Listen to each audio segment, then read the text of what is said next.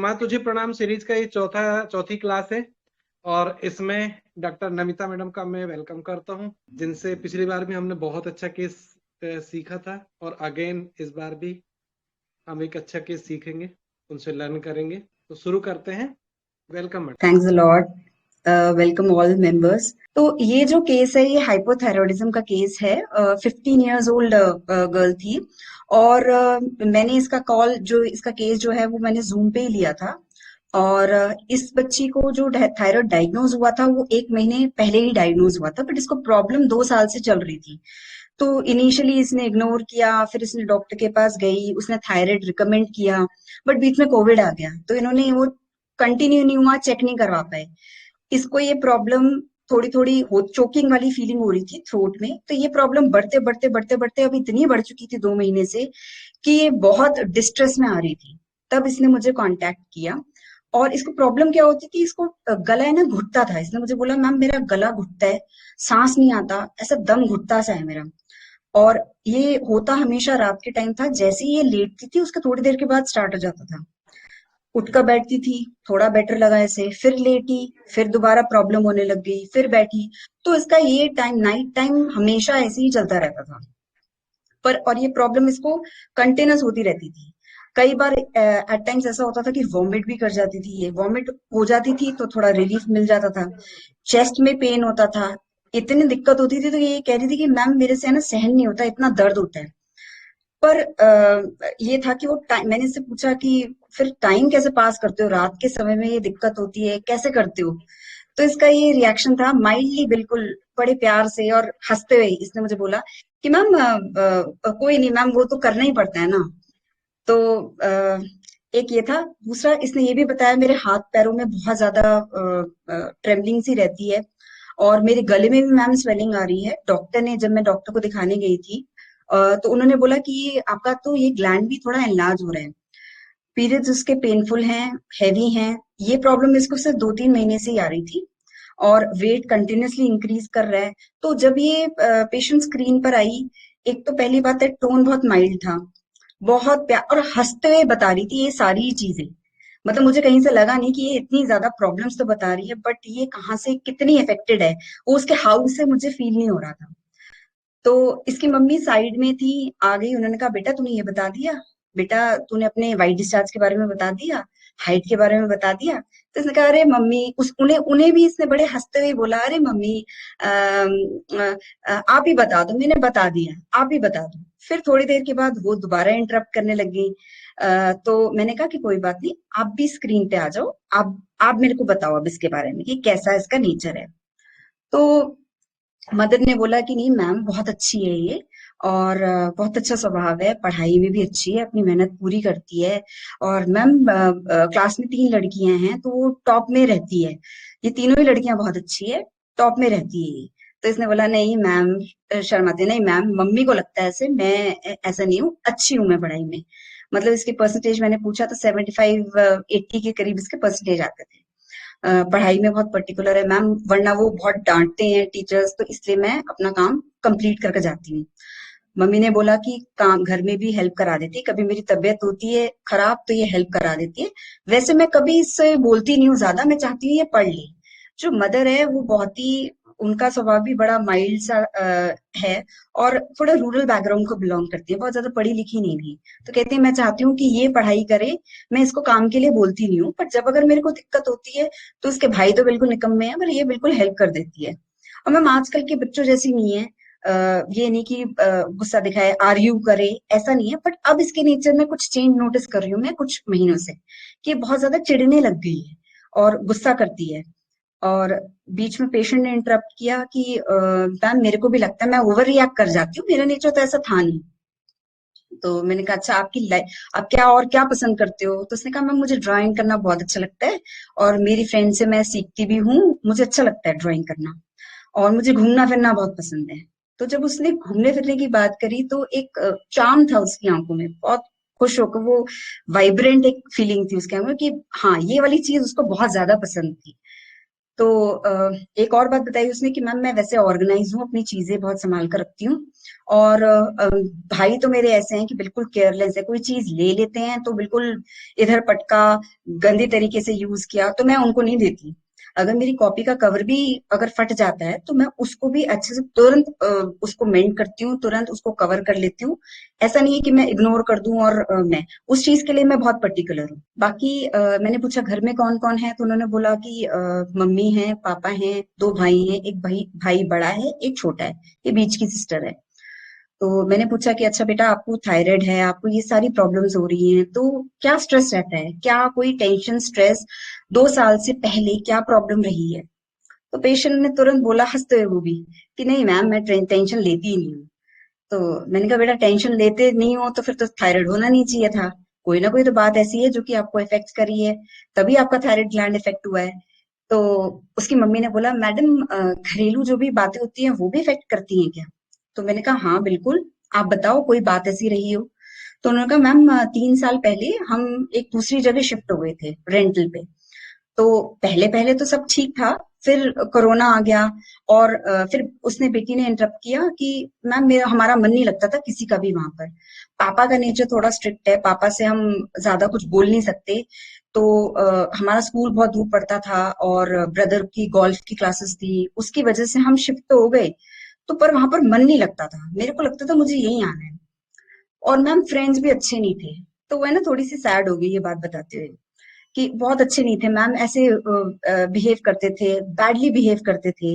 और कहते थे तेरे को तो स्पेनिश नहीं आती। तो वो ये बात बताते बताते थोड़ी रोने जैसी हो गई। और मैम मुझे गुस्सा आता था, मैं तो बोल देती थी ये कोई बात थोड़ी ना होती है, सब कोई सब जने सेम है, तो ऐसे कैसे बोल रहे हो तुम? और मैम मैंने फिर उससे बात करना बंद कर दिया। तो फिर जब आगे मैं पूछ रही थी कि अच्छा कैसे फ्रेंड्स आपको पसंद हैं, कैसे लोग आपको पसंद आते हैं, तो फिर बाद में उसने बताया नहीं मैम, फिर मैं बाद में जब आ रही थी ना तो वो फ्रेंड्स कह रहे थे हम तेरे को मिस करेंगे। तो फिर मैंने कहा अच्छा तुम्हारी बातचीत दोबारा चालू हो गई थी? तो उसने कहा हाँ मैम। मैंने कहा कि कोई बात नहीं ना, मतलब फ्रेंड्स तो ऐसे होते ही है ना। तो मैंने फिर उनके साथ मेरी दोबारा फ्रेंडशिप हो गई थी। अब मैंने कहा अच्छा और कोई बात? तो उसकी मम्मी ने फिर ऐड ऑन किया कि इसके पापा जो है ना, वो थोड़ा उनका मिजाज अलग सा है। मैंने कहा अच्छा कैसे? तो कह रहे वो है ना, ज्यादा मैडम पसंद नहीं करते बाहर जाना, घूमना फिरना, कहीं लेकर नहीं जाएंगे, मेरे को भी मेरे मायके नहीं जाने देते। तो कह रही ये बात बताते, कह रही हाँ मैम मेरे सारे फ्रेंड जाते हैं, कभी भी आउटिंग पे नहीं लेकर जाते, कहीं भी नहीं लेकर जाते। और मुझे अच्छा नहीं लगता, मुझे तो बहुत अच्छा लगता है बाहर जाना, चाचा के यहाँ भी नहीं जा पाती मैं। तो मैंने कहा अच्छा, मैंने कहा फिर कैसे तुम पापा को बोलती नहीं हो? तो कह रही नहीं मैं पापा को बोलती हूँ, पर पापा फिर मानते ही नहीं है, फिर मुझे लगता है अरे वो भी बिजी रहते हैं, ठीक है फिर मैं छोड़ देती हूँ ये बात को। तो मैंने कहा कि अच्छा रिलेशनशिप कैसा है पापा के साथ? तो उसकी मम्मी ने कहा नहीं मैम, वो इसको प्यार बहुत करते हैं, और दोनों भाइयों में से इसको ज्यादा वो रहता है, ये बोल भी देती है अपने पापा को, बट ये उनका स्वभाव ही अलग है। तो क्या करें, वो थोड़े से इसी तरीके के थोड़े स्ट्रिक्ट है। उनको जिस चीज में घूमना फिरना एंजॉयमेंट होती है उसके लिए वो मनाही करते हैं। अगर आप वैसे जाओ बाहर, कोई काम है कहीं, पढ़ाई के लिए जाना है, तो उसके लिए रोक टोक नहीं रखते वो। बट घूमना फिरना और ये मजी मस्ती और करना और एंजॉयमेंट करना, ये उनको पसंद नहीं आता। तो जैसे मैंने ये एनालाइज किया केस को, ये ले लिया मैंने, फिर मैंने सोचा कि क्या चीज है जो कि बहुत ज्यादा मार्क्ड है इस केस में, कि इसको इतनी ज्यादा सफोकेशन हो क्यों रही है। तो जैसे ये बच्ची लगी मेरे को, बिल्कुल बात करने में इतनी लाइट, हंसते हुए पूरा केस दे रही है, माइल्ड लगी, यील्डिंग लगी नेचर में। और इतनी इतनी प्रॉब्लम होते हुए भी हंसी थी इसके चेहरे पे, हंसते हुए सारी बातें बता रही थी। तो मुझे लगा ये एक इसमें मेन कोर जो लगा मुझे केस का, वो लगा सफोकेशन।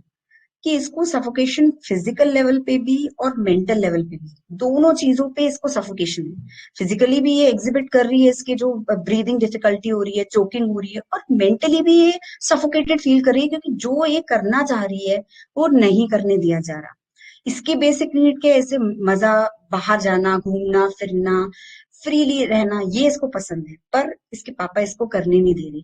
तो ये जो चीज है वो इसे इफेक्ट करिए, इसी वजह से ये लैंड अप करिए थायराइड में। तो जो अगर मैं पूरी एनालिसिस को डिवाइड करूं, अगर हम देखते हैं कि why of the patient, what of the patient and how of the patient, तो जो इसने मुझे बताया व्हाट ऑफ द पेशेंट की ये बता क्या रही है, तो मैंने इसे ये ऐसे इंटरप्रेट किया कि इसने मुझे दो इंसिडेंट्स बताए, एक तो फ्रेंड से रिलेटेड और दूसरा जो माहौल चल रहा था घर में फादर के तरफ से, बड़े रिस्ट्रिक्शन जो रहते हैं, वो दोनों ही चीजें एक चीज की तरफ कर रही थी, अनहैप्पीनेस। इसकी हैप्पीनेस कहाँ थी कि भाई मेरे को जो करना है मुझे करने दिया जाए, घूमना है फिरना है, एक एज है एंजॉयमेंट की, वो करने दिया जाए, पर वो नहीं करने को मिल रहा था। दूसरी बात है फ्रेंड्स की तरफ से भी, पर वो वाली चीज, वो मैटर मैंने थोड़ा सा कम कंसिडर किया। क्यों? क्योंकि फिर इसने रिकनसाइल कर लिया उनके साथ, फिर ये उनके साथ फ्रेंड बन गई, इसे इफेक्ट करी, बट उसको हम दूसरे वे में इंटरप्रेट कर सकते हैं, उसे एलिमेंट नहीं लेंगे। क्योंकि ये रोई किस मोमेंट पे, पेशेंट कैसे रिएक्ट करता है, और किस जो मोमेंट उसके लिए सबसे ज्यादा टची होता है, उस पॉइंट पे ये रोता है। क्योंकि इसकी मम्मी कह रही थी कि मैडम ये मेरे गले लगकर रोती है कि पापा ऐसे क्यों हैं, क्यों नहीं जाने देते हमारे को। तो ये चीज इसको सबसे ज्यादा डीपर लेवल में इफेक्ट करी होगी, तभी ये थायराइड में लैंड अप करी है। और दूसरा जो इतनी प्रॉब्लम वो बता रही है, रात को सो नहीं पा रही है, तो डेल्यूजन परसिक्यूटेड ही इज, इतनी ज्यादा परसिक्यूटेड है वो, प्रॉब्लम हो रही है, सांस नहीं ले पा रही, सो नहीं पा रही। तो ये मैंने व्हाट ऑफ द पेशेंट देखा। अब वाई ऑफ द पेशेंट, कि उसे घूमना पसंद है, लाइट रहना पसंद है, तो amusement desire for and light desire for. और हाउ ऑफ द पेशेंट, जो कि बहुत ही इंपॉर्टेंट था। अगर हम ये मिस आउट कर जाते तो हम दूसरी रेमेडीज में भी लैंड अप कर सकते हैं, बट ये वाली चीज बहुत मांग थी। जैसे इतनी प्रॉब्लम होते हुए भी वो बिल्कुल हंसते हुए बता रही है सारी चीजें। मुझे भी लग रहा था इतनी लाइटर वे में केस चल रहा था, बातें तो जो चल रही थी वो थोड़ी सीरियस काइंड ऑफ चल रही थी, बट उसका जो हाउ था वो बिल्कुल हल्का वाला था वैसा। तो इसको मैंने इंटरप्रेट किया हाई स्पिरिटेडनेस, मतलब ऐसी कंडीशन में भी उसकी स्पिरिट्स हाई थी, वो ऐसे डल। क्योंकि अगर हम देखें कि ऐसी कंडीशन में अगर बच्चा होगा तो वो डल होगा या वो इरिटेबल या ऐसा दिखेगा हमारे को, पर ऐसा कुछ भी नहीं था, वो बिल्कुल अपने सेंसेस में थी, कंट्रोल में थी। और बाकी दूसरी चीज फ्रिवलस। अब फ्रिवलस दो चीजों से हम देख सकते हैं। एक तो पहली बात है, उसने पहले अपने जो भी प्रॉब्लम्स उसको आ रही थी, बड़ी बहुत अलर्ट नहीं थी वो इन चीजों को लेके, उसने इन चीजों को पहले इग्नोर किया, और फिर बाद में फिर पापा को बताया होगा तब वो लेकर गए होंगे। फर्स्ट लेवल पे ये फ्रिवलस थी। दूसरी बात, इसकी मम्मी बार बार आ रही थी, तो मैं सोच रही थी कि ये क्यों इतनी वो कर रही है, इसने मेरे से अपॉइंटमेंट लिया है, इसने मेरे से व्हाट्सएप पे बात करी है, तो ये बच्ची बता तो सकती है। बट मदर को कहीं ना कहीं लग रहा होगा कि ये थोड़ी सी केयरलेस है, शायद सारी बातें ध्यान से ना बताएं। क्योंकि वो डोमिनेटिंग मदर बिल्कुल डोमिनेटिंग नहीं थी कि वो इसको इन्फ्लुएंस कर रही हूँ या वो जबरदस्ती की कोई बात कर रही हूँ, ऐसा नहीं था। वो ये चाहती थी कि ये बता दे, कोई ना कोई बात का भूल जाएगी। तो हाउ द पेशेंट में मैंने लिया फ्रिवलस। सो रेमेडी जो मैंने प्रिस्क्राइब की थी वो थी स्पॉन्जिया। 30 पोटेंसी में मैंने स्टार्ट किया था। मैंने 30 potency 1 dose daily, night time में मैंने उसको बोला था कि थोड़े से पानी में 5 गोली डालकर घोलकर पी लेना, और 3 दिन के बाद मेरे को एक बार रिपोर्ट करना। अगर रेमेडी करेक्ट होगी, पक्का बेटरमेंट होगा कि ये आराम से सो पाएगी। सो 3 दिन के बाद उसने मुझे बोला कि नहीं मैम, मेरे को ये जो चोकिंग वाली फीलिंग है ना, ये मुझे काफी ठीक लग रही है। थी वो प्रॉब्लम, बट वो चोक नहीं कर रहा है, अब काफी हल्का है वो, और थोड़ा थोड़ा बलगम लगता है मेरे को, बट मैं आराम से सो पा रही हूँ। जैसे मैं पूरी रात बैठकर निकालती थी, पर ऐसा नहीं हो रहा था, मैं आराम से सो पा रही हूँ। तो मैंने इसको फिर 1 मंथ के बाद दोबारा रिव्यू किया। बीच में सैकला की इसकी चली थी। मैंने इसे बोला था अगर आपको कोई दिक्कत हो, कभी चोकिंग फीलिंग बहुत ज्यादा हो, तो 1 डोज स्पॉन्जिया टोस्टाक 30 का पानी में घोल कर ले लेना, अगर बहुत ज्यादा दिक्कत होगी। अगर नहीं दिक्कत लगे तो मत लेना। बेस्ट मेडिसिन मैंने 3 टाइम्स अ डे इसकी रखी थी कि आप ये 3 लेना, पहले बेस्ट मेडिसिन रिपीट करना, ना रिलीफ लगे तो स्पॉन्जिया लेना। तो इसने मुझे आफ्टर 1 मंथ बताया कि मैम मेरी चोकिंग फीलिंग तो काफी बेटर है, मतलब चलेगी एक तरीके से। और वाइट डिस्चार्ज में भी फर्क था। जो बीच में अब पीरियड्स आए थे, क्योंकि इसको पीरियड्स में भी फर्स्ट डे और सेकेंड डे बहुत ज्यादा दिक्कत रहने लगी थी, बहुत पेन होता था। और वो बाउच में जैसे 3 घंटे 2 घंटे के लिए पेन आया, फिर वो थोड़ा हल्का हुआ, फिर दोबारा 2 घंटे में आया, ऐसा रहता था। तो कह रही मैम पीरियड्स भी फर्स्ट डे पेन हुआ, हल्का सा था, आधा पौने घंटे के लिए रहा वो, पर बेयरेबल था, मुझे कुछ लेने की जरूरत नहीं पड़ी। और जो मेरे म्यूकस आता था गले में वो भी ठीक है, पर वो था, मतलब अभी भी मैं स्पिट कर, क्योंकि बहुत पुरानी प्रॉब्लम थी म्यूकस वाली, ये 2 साल से भी और पुरानी थी। और इसने क्या किया, ये एक्चुअली ये जो पेशेंट मेरे पास आई थी, ये 75 mg थायरोनॉम लेते हुए आ रही थी, मतलब 1 मंथ से इसकी कंटिन्यू थी। डॉक्टर ने इसकी एज को देखकर कहा कि आप सैटरडे और संडे 50 mg कर लिया करो। पर ये जब भी 50 mg करती थी तो इसे इतनी ब्रेथलेसनेस लगती थी कि ये कंट्रोल ही नहीं कर पाती थी। ये फिर और 25 mg 50 का और हाफ ये ले लेती थी क्योंकि बियर ही नहीं कर पाती थी। पर इसने मुझे बताया कि मैम बीच में है ना मेरी मिस भी हुई पर मेरे को कोई दिक्कत नहीं हुई। तो आई वॉज वेरी श्योर कि हाँ ये राइट ट्रैक पे है, ये बिल्कुल ठीक हो जाएगी बच्ची। फिर मैंने इसको बोला कि मैंने कहा 3 मंथ्स के बाद एक बार जब पीएसएच कराया तो वो 3.1 के करीब आया। इसका इनिशियल में था 11.20 और उसके 1 मंथ तक इसकी एलोपैथिक मेडिसिन चली थी और फिर ये मेरे पास आई थी आफ्टर 1 मंथ। तो पेशेंट ने उसके बाद 3 मंथ्स के बाद भी इसका चला ट्रीटमेंट, जैसे इसका नॉर्मल आ गया। तो मैंने क्या किया, मैंने वंस अ मंथ इसको 2 से 3 बार रिपीट किया होगा स्पॉन्जिया 200, क्योंकि मैंने इसे एज पर सिम्टम, जब मुझे लगा कि हाँ ये स्टैटिक हो गया है अब और बेटर होना चाहिए, तो मैंने बीच में 2-3 डोज रिपीट करे थे। और इसने क्या किया, ये जैसे एक अब बेटर हो गई थी तो थोड़ा और रिलैक्स हो जाते हैं, फ्रिवलेस एटीट्यूड आ जाता है, तो इसने फिर थोड़ा सा 1 महीने की मेडिसिन 1.5 महीने 2 महीने ऐसे मेरे से बात करती थी। तो इसने वो एलोपैथिक मेडिसिन कंप्लीटली छोड़ दी। बल्कि मैं वो थी कि मुझे लगा कि मुझे टेपर करना था, बट इसने तो कंप्लीटली अपने आप ही छोड़ दी वो मेडिसिन 75 mg। तो मैंने इससे कहा कि नहीं ऐसा नहीं करते हैं, पर चलो कोई नहीं, अब जब तुम छोड़ ही चुके हो तो कोई नहीं, ये मेडिसिन कंटिन्यू करो, कुछ टाइम के बाद तुम्हारा फिर से एक बार टीएसएच कराते हैं। तो बीच में भी कराया, बीच में भी इसका ठीक आया। रिसेंट भी अभी इसका टीएसएच ठीक है, बिल्कुल 3.4 के करीब आया है। ये ऑफ मेडिकेशन है उसके बाद से। बीच बीच में बस एसएल जरूर चलता रहता है, कोई अगर दिक्कत बताती है, क्योंकि इनको ये दिमाग में ये है कि हाँ कंप्लीटली क्योर हो जाए, और हमारे को भी ये है कि हमें इसको अंडर ऑब्जर्वेशन रखना चाहिए। ये नहीं कि ये ठीक होगी, इसका टीएसएच का लेवल ठीक आ गया तो हमें छोड़ देना चाहिए। एक ऑब्जर्वेशन पॉइंट ऑफ व्यू से अभी भी इसका मेडिसिन चल रही है मतलब। और कल ही मेरी बात हुई है, जो मैंने ऑडियो डाला है सिर्फ दोबारा से पूछा है सारी चीजें, क्योंकि इसके जूम कॉल की वीडियोस थे। तो मैंने इससे पूछा कि अब कोई प्रॉब्लम रहती है, इसको कोई प्रॉब्लम नहीं है। अगर कभी हेयर फॉल कभी बताती है तो मैं सैक्लैक को ही जल्दी जल्दी लेने को कह देती हूँ, तो इसको उसी से ही बेटर हो जाती है। सो ये तो मेन रूब्रिक्स थे जिस बेसिस पे जो मुझे उस टाइम पे क्लिक करे। और भी रूब्रिक्स थे बट मैंने ये मेडिसिन फील के ऊपर ही दी थी। तो जो रूब्रिक्स और मुझे केस में मिले वो था माइल्डनेस, इसकी टोन बिल्कुल माइल्ड थी। इसका हर जगह यील्डिंग लगा। वैसे स्पॉन्जिया ऑब्स्टिनेट भी बहुत होता है, बट वो एक दूसरी पोलैरिटी होती है, बट इस केस में मेरे को ऑब्स्टिनेसी कहीं नहीं लगी। ये बहुत ही यील्डिंग थी, कॉन्फिडेंट थी, खुद से पूरा मेरे से बात करी, इसमें कोई हेजिटेशन नहीं लग रहा था, कोई एक कॉन्फिडेंस की कमी नहीं लग रही थी जब ये मेरे से बात करी थी। बहुत कूल थी ये, वाइवेशियस लगी, हंसते हुए बात कर रही थी, लाफिंग एवरीथिंग सीम्स ल्यूडिकुरस, मतलब बहुत सब चीज बहुत सिली है, मतलब हंसते हुए सारा केस ऐसा निकल गया। Company desire for a friend, for desire for friend of इसे फ्रेंड्स तो पसंद है, तभी इसने दोबारा उनके साथ फ्रेंडशिप कर ली। Mind sensitive children, mind sensitive rudeness to, mind sensitive opinion to others, opinion of others to. तो दूसरों के ओपिनियन, जो जैसे इसकी फ्रेंड्स इसको बोलती थी कि तुझे स्पेनिश नहीं आती, ये नहीं आती, तो ये सब कहीं ना कहीं इफेक्ट करती थी। तभी अभी भी सैड हुई उस चीज को देख सोचकर। और रूडनेस, इसे जैसे वो बोल देती थी तो इसे वो भी पसंद नहीं आता था। डेल्यूजन क्लोज अनकंफर्टेबल, ये मुझे बहुत ब्यूटीफुल लगा जब मैंने इसको पढ़ा, एक्सप्लोर किया, तो मैंने कहा ये बिल्कुल एप्ट रूब्रिक लगा यहाँ पर। क्लोज क्या होते हैं? क्लोज होते हैं जो आपको प्रोटेक्ट करते हैं, वार्मथ देते हैं। तो यहाँ पर इसके पापा इसकी प्रोटेक्शन करने के लिए, वार्मथ देने के लिए थे, पर अभी वो क्या हो गए हैं, वो ही इसके लिए अनकंफर्टेबल सिचुएशन हो गई है। उन्हीं की वजह से ये जो करना चाह रही है वो नहीं कर पा रही है। तो और एक और रूब्रिक आया, ये माइंड ट्रैवलिंग डिजायर, ये तो बिल्कुल स्ट्रेट था। उसने मुझे बताया भी कि उसे घूमना फिरना पसंद है, बट ये जब हम इवेल्युएट करते हैं तो ये इवेल्युएशन में थोड़े से पीछे आते हैं, क्योंकि सिर्फ इसी बेसिस पे हम नहीं प्रिस्क्राइब करेंगे, हमें कोड देखना होगा, तभी रेमेडी बिल्कुल एग्जैक्ट लगेगी। एंड माइंड टाइडी, टाइडी मैंने लिया, वैसे स्पॉन्जिया क्लेanलीनेस मेनिया में, फास्टिडियस में, डिसऑर्डर सेंसिटिव में, इन सब में ही है, बट जो मुझे सबसे ऐप्ट लगा वो टाइडी लगा। ये अब बिल्कुल नीट एंड क्लीन, सब चीज अपनी बिल्कुल टिप टॉप अच्छे से रखती है।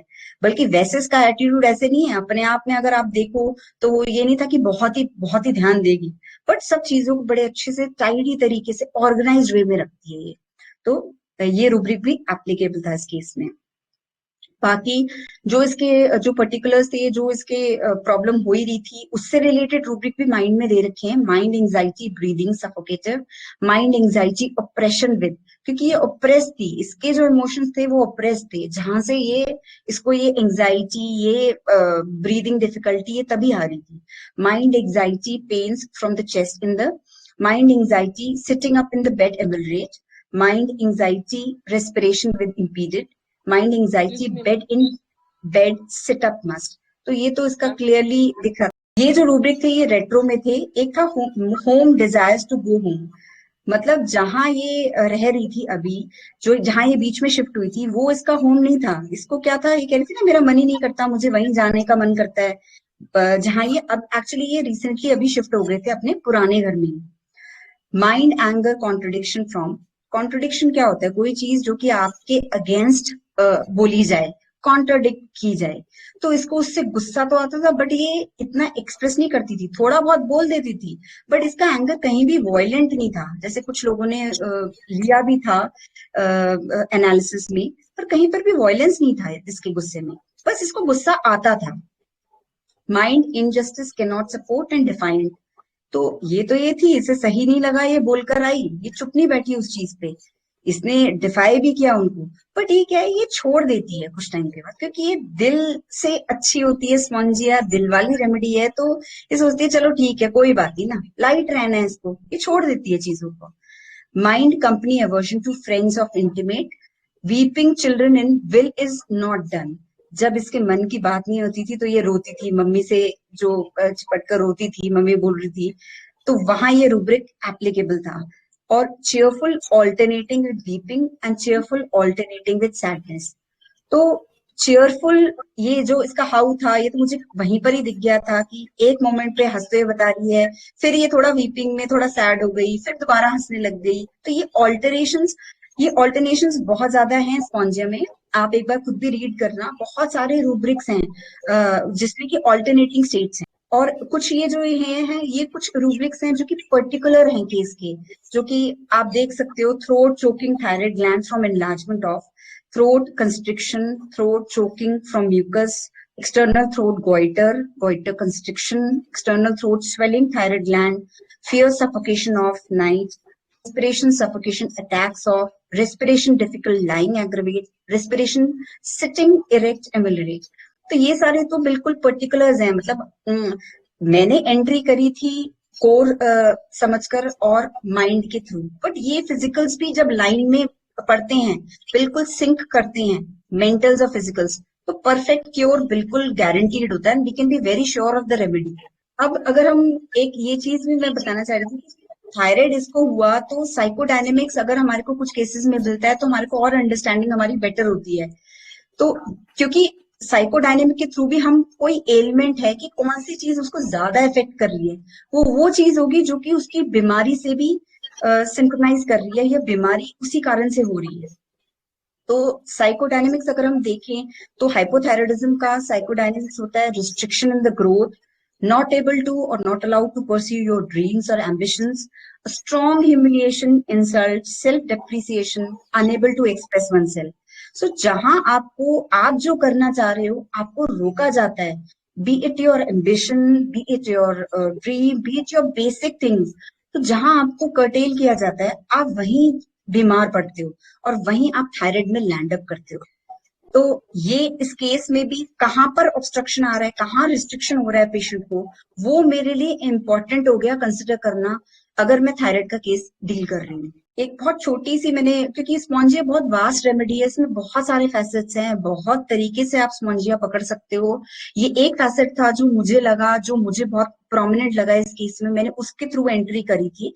नीलम मैम ने फर्स्ट डे ही सीरीज के बोला था कि आप किसी भी तरीके से केस में एंटर कर सकते हो, आप रूब्रिक्स के थ्रू एंटर कर सकते हो, आप फील के थ्रू एंटर कर सकते हो, आप कुछ एक पर्टिकुलर जो आपको कोर अगर समझ में आता है तो एंटर कर सकते हो। तो मैंने इस केस में कोर से एंट्री की थी। तो अगर हम ये शॉर्ट जर्नी अगर हम देखें तो हमेशा स्पॉन्जिया का एक एक्सपेंशन वाला हमारे को कुछ रूब्रिक्स दिखते हैं अगर हम स्टडी करें, फिर एलिमेंट्स आते हैं और फिर कॉन्ट्रैक्शन की फेज में जाता है।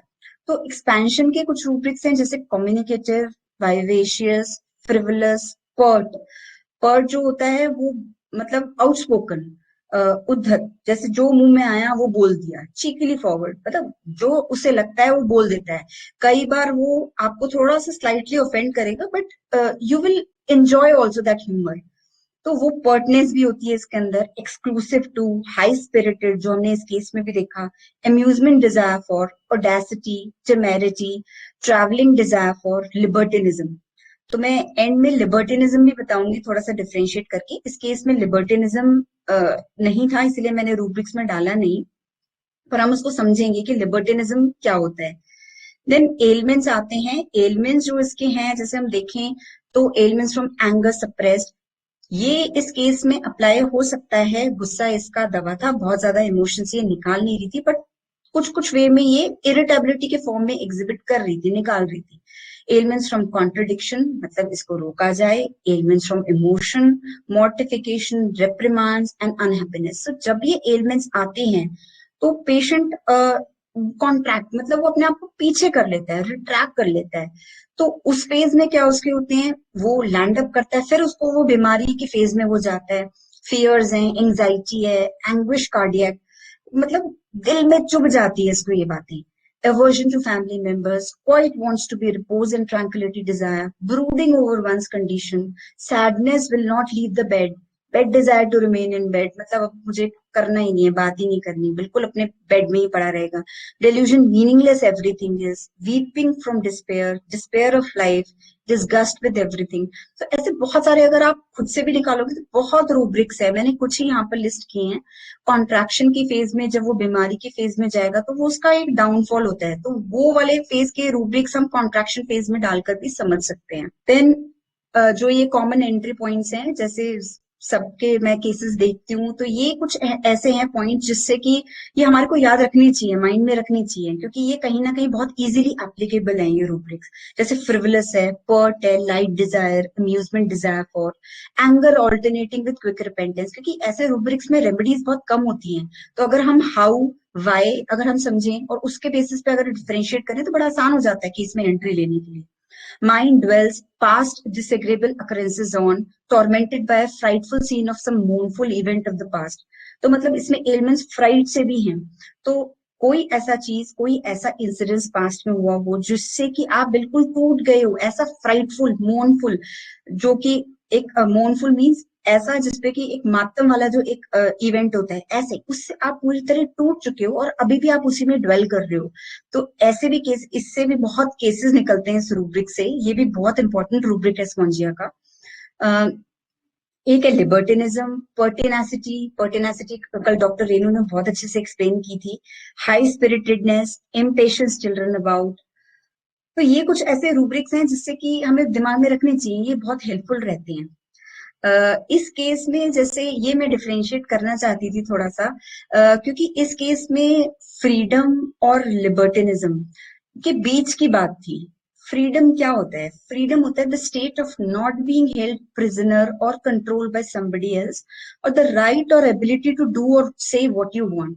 आपको जो करना है, आपकी जो राइट है, वो आपको करने नहीं, जब करने को मिलती है तो देन यू आर फ्री। अगर आपको नहीं मिलती तो आपको फ्रीडम नहीं मिल रही है। और लिबर्टिनिज्म क्या होता है? लिबर्टिनिज्म में कहीं ना कहीं मॉरली आप गलत चले जाते हो थोड़ा सा। ये फ्रीडम में एक लाइन होती है, आप लाइन के अंदर अंदर ही होते हो। लिबर्टिनिज्म में you cross that line and आप मॉरली और सोशली आप अपनी रिस्पॉन्सिबिलिटी को ना समझकर या सेक्शुअल रिस्ट्रेंट्स को ना समझकर आप उस लाइन को क्रॉस कर जाते हो। तो ये लिबर्टिनिज्म होता है, जैसे कि फोटोज में भी आप देख सको, ये लिबर्टिनिज्म है। पार्टी, ड्रग्स लेना, स्मोक करना, अल्कोहल लेना, वो हो सकता है with in the norms, social norms एक हद तक सही नहीं होंगे, बट यहाँ पर आप लिबर्टिनिज्म में चले जाते हो जब आप अपने क्रॉस कर देते हो लाइन को। तो इस केस में ये था, उसे बेसिक फ्रीडम मिल रही थी, ऐसा नहीं था वो टोटली बिल्कुल उस पर डोमिनेशन था कि आपको कहीं नहीं जा सकती हो, आप कुछ भी नहीं कर सकती हो, आप अपने हिसाब से आपको सब कुछ सुनना ही है, ऐसा कंट्रोल नहीं था कहीं पर भी। बट ये था कि उसको जो पसंद है, रिस्ट्रिक्शन जो आ रहा था आईपीआर से, उसके फादर से, वो इसको बीमार कर रहा था। सो ये एक केस था और मेरी एक स्मॉल एफर्ट था आप लोगों को बताने के लिए स्पॉन्जिया जो मैं समझी हूँ अभी तक। एंड बस ये तो अशोक सर की मेहरबानी है। परिमल मैम है शायद, इन्होंने रूब्रिक जरूर बिल्कुल सीखने को मिलते हैं। अच्छा मारा था। Thank you ma'am. Parimal ma'am है शायद, इन्होंने आपने ही लास्ट में बिल्कुल लास्ट बॉल पे ठीक है, यदि और कोई सिक्सर क्वेश्चन मारा आपके था। माइंड में आते हैं तो पूछ लीजिएगा। और संडे संडे मनोज सर और जावेद सर का दिन है, उसमें हम सुपर मैम, इंटरप्शन नहीं बहुत अच्छा करेंगे। आपने पकड़ा। और मंडे से हमारी मैं भी एक्चुअली फील से ही एंट्री करती हूँ, रूब्रिक्स में मैं भी थोड़ी कच्ची हूँ। सीख रहे हैं हम, बहुत तो अच्छा मंडे आपने से फिर पकड़ा। हम कंटिन्यू रहेंगे। बस ये तो अशोक सर की मेहरबानी है, इतने केसेस मैं भी थोड़ी कच्ची हूँ। रूब्रिक जरूर सीखने को मिलते हैं। अच्छा ये भी रूब्रिक है। बस ये तो अशोक सर की मेहरबानी है, डेली के इतने केसेस आते हैं, रूब्रिक जरूर सीखने को मिलते ठीक है, हैं। यदि और कोई अच्छा ये क्वेश्चन भी आपके माइंड में रूब्रिक आते है। हैं तो पूछ लीजिएगा। और संडे मनोज सर और जावेद सर का दिन है, तो ठीक है, यदि और कोई क्वेश्चन आपके माइंड में आते हैं इंटरप्शन नहीं करेंगे। और मंडे से संडे हमारी बाकी मनोज सर और जावेद सर का दिन है, तुझे प्रणाम, उसमें हम इंटरप्शन नहीं करेंगे। मंडे से फिर हम और मंडे से हमारी बाकी gratitude to all of you, thank you, तुझे प्रणाम की ग्रेटिट्यूड मैडम। तो मंडे से फिर हम कंटिन्यू रहेंगे। Thank you, gratitude to all of you, thank you, gratitude madam. Thank you sir. Okay, thank you, Nice session. Thank you, gratitude to all of you, thank you, gratitude madam.